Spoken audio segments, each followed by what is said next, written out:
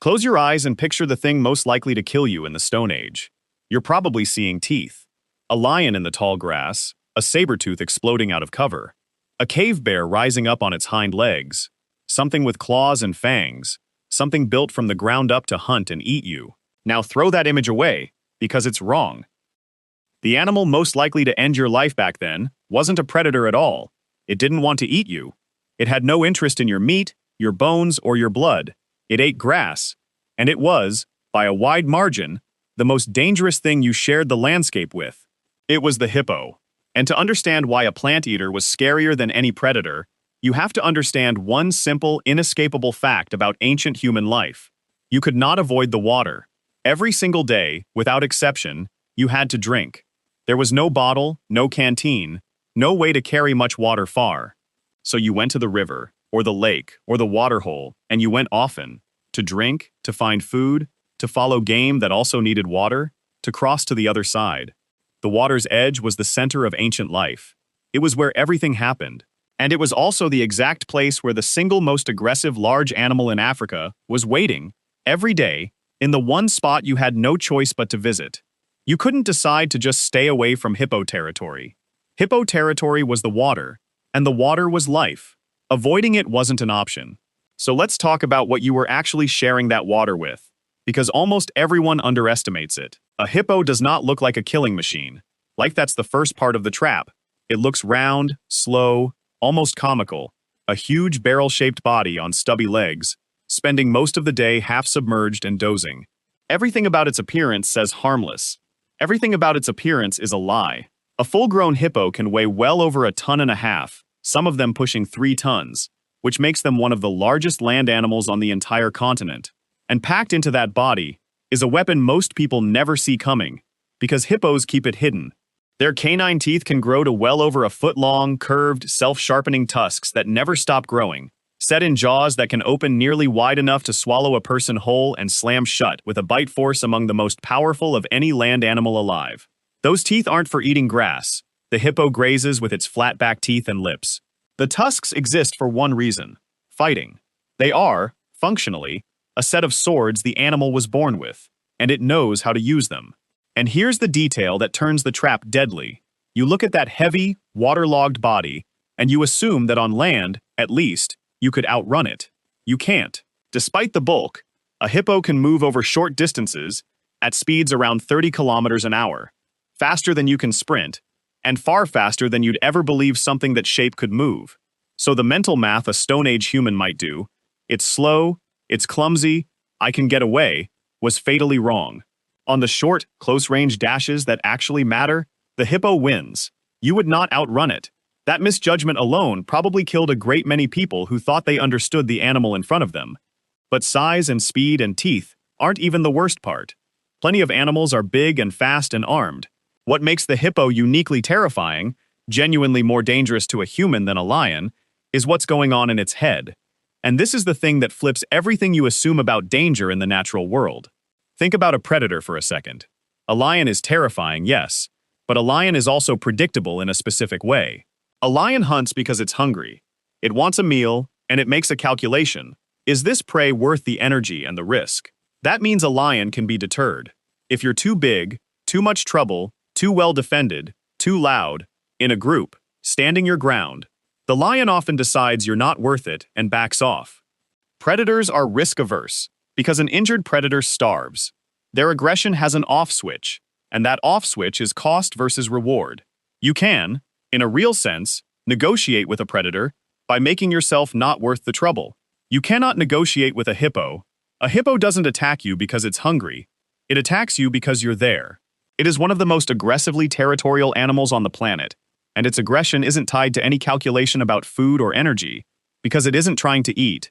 It's trying to remove a perceived threat from its space, and it will spend enormous energy and take real risk to do it, because the instinct isn't about profit, it's about territory.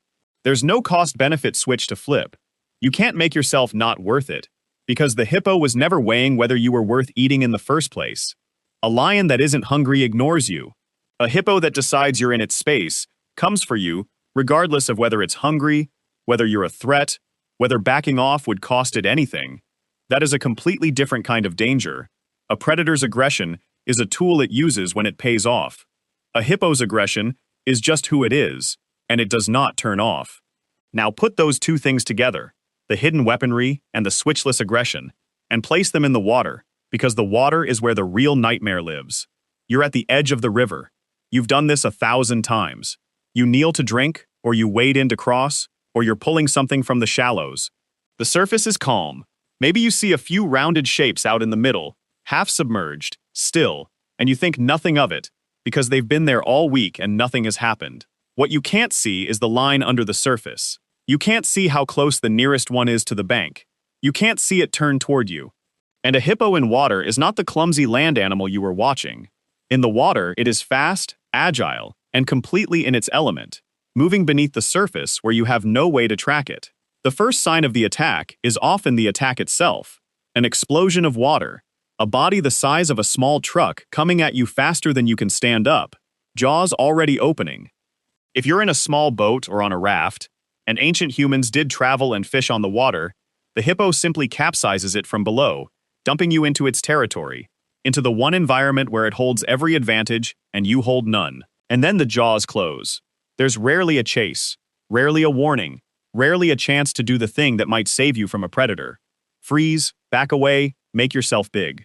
By the time you know it's happening, the distance is already gone. So why, if this animal was so catastrophically dangerous, do we find hippo bones at ancient human sites with butchery marks on them? Because here's the honest, complicated truth. Ancient humans did hunt hippos. We have the evidence. Cut marks on hippo bones at multiple early sites in Africa, some of them incredibly old. And once you understand the animal, you understand exactly why they'd take the risk, and exactly why that risk was one of the worst trades in the ancient world. The reward was enormous. A single adult hippo is a mountain of meat and fat, potentially enough to feed a whole group for a long stretch, a windfall that could mean the difference between a fed winter and a starving one. In a world where calories were the hardest currency to come by, a hippo carcass was a jackpot.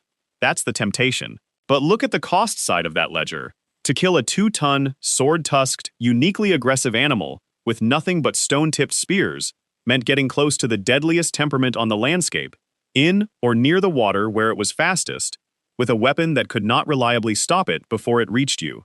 Some of those hunts, almost certainly, weren't hunts at all. They were opportunistic butchery of an animal that had already died, or scavenging a carcass, which is far safer than facing a live one. But when humans did go after a living hippo, they were making a gamble with genuinely terrible odds. The biggest possible food reward, weighed against one of the highest chances of the hunter simply not coming home. Most dangerous animals you hunted because the risk was manageable.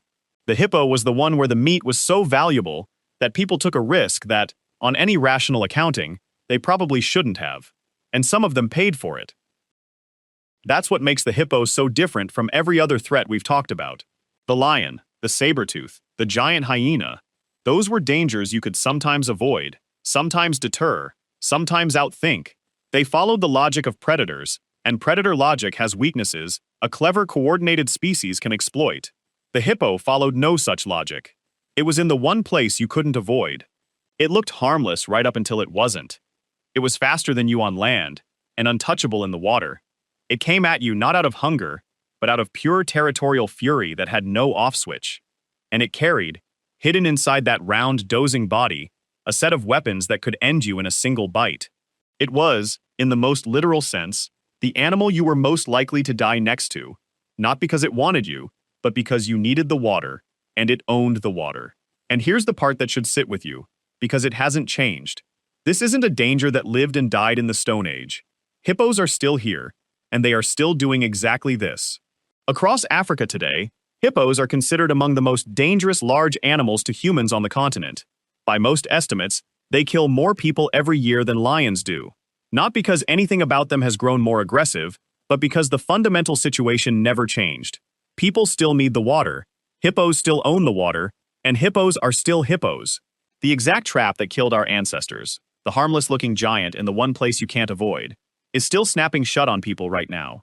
In the same rivers, for the same reasons. The tools we brought to the water have changed. The animal waiting there has not.